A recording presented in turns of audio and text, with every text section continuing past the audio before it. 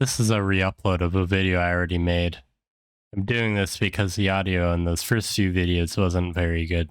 The FNaF series is notorious for starting as a singular game with relatively simple lore to it, before it devolved into a multimedia franchise with lore more complicated than it ever needed to be. But hey, I've been a fan of the series since the first game, and I'm also a computer science student. So in typical comp sci fashion, in this series I'm going to take a more procedural approach to solving the lore. Rather than proverbially throwing all of the pieces of the FNaF lore Lego set onto the floor before trying to put it together, I'm instead going to go game by game, deciding what the overarching story was supposed to be at the time of release for each game. And then, in following videos, explain any changes or clarifications made by future games. As an added challenge, or fallacy if you will, I'm going to be going by information revealed in the games only. The only exceptions to this will be teasers from Scott Games or otherwise, or official comments made by Scott himself. I know some say at this point the lore is only solvable through reading the books, but I personally disagree. I see the books as more supplemental material than required reading. That is, the books give us key pointers to solving problems we have trouble with otherwise, but in themselves don't add any new parts to the story, at least nothing relevant to the games. Every time I feel I've been proven wrong, I'll add to this counter of things whose correct solutions can only realistically be resolved through the books. Each video in this series will be split up into chapters for ease of watching, with each chapter going through distinct sources of lore in each game. Of course, there will be a section near the end that attempts to tie all of these sources together. Of course, this video starts at a simpler time, a time when FNaF was going to be a one-off game to help Scott bring in a few extra bucks.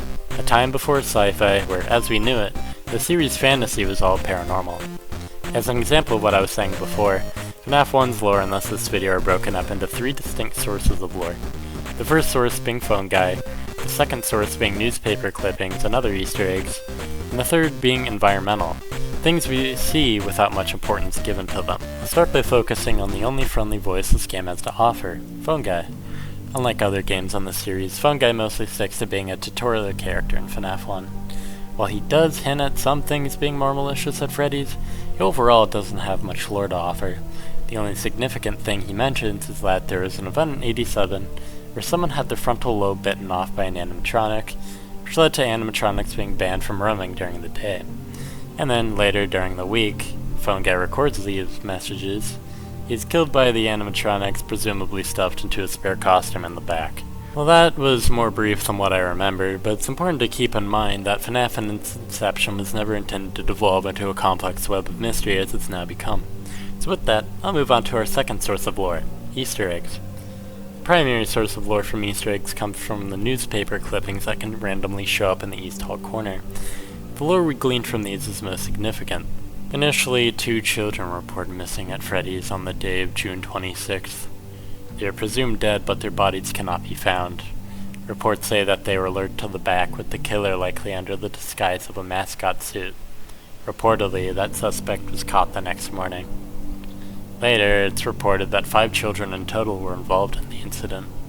None of their bodies being found either. The suspect was charged, however, bearing in mind that no evidence of murder could be found, as no bodies were found. This incident has caused trouble for the Pieter's business. Afterwards, a parent reports that the mascot suits resemble reanimated carcasses, with blood and mucus dripping from the eyes and mouths of the robots. Many years after the murders, the restaurant decides to close its doors once and for all, once it is unable to retain any business due to the rumors surrounding the location. It's notable that no other company wishes to purchase the restaurant, not wanting to be associated with the brand. Additionally, the CEO remarks that the characters will live on in the hearts of children. While these are the most substantial and iconic Easter eggs, there's more Easter eggs that reveal a little bit more. The signature of "It's Me" repeated across various places in the game. Sometimes after opening the game, a picture of Bonnie with blank eyes will appear. It is worth noting, however, Scott has stated this Easter egg comes from a nightmare he had of Bonnie while working on the game.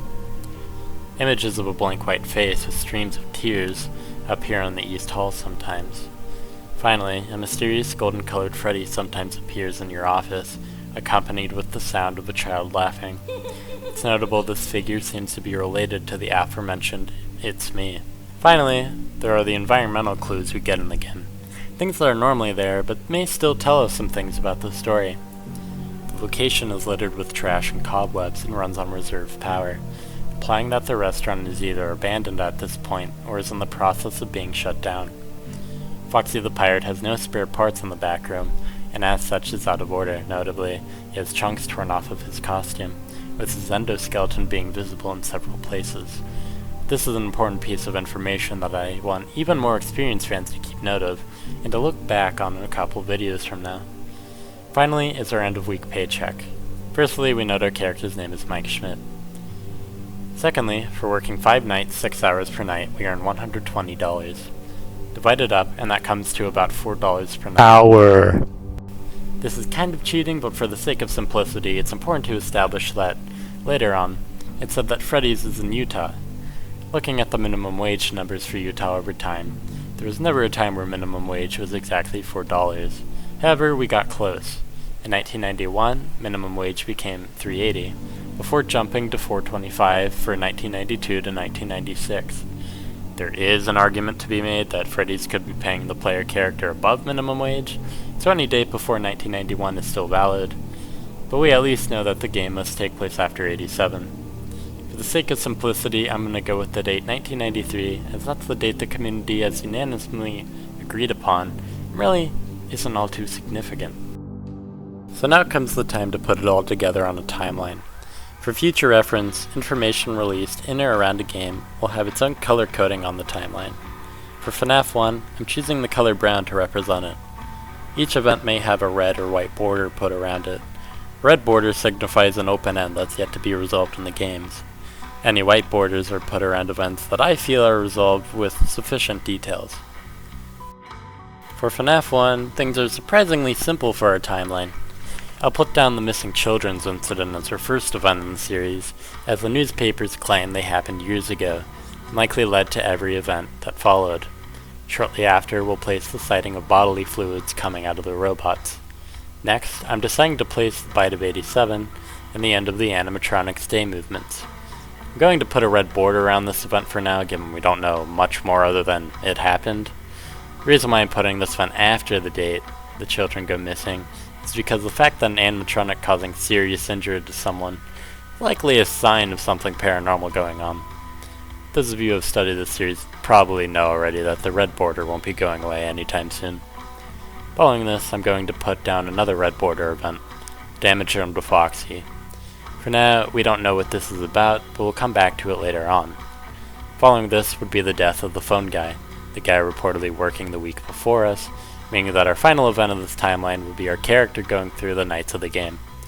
It's also worth noting that the closure of Freddy's is likely soon after this, but it could still possibly come before. The biggest reason why I personally think Freddy's is still open is because Phone Guy talks about the characters as if they're still singing songs during the day. But in the end, this is what the story looks like. Pretty simple, right? I'm going to treasure the timeline as we have them because they're about to become so much more complicated. But for now, let's enjoy our simple timeline. The timeline as it was.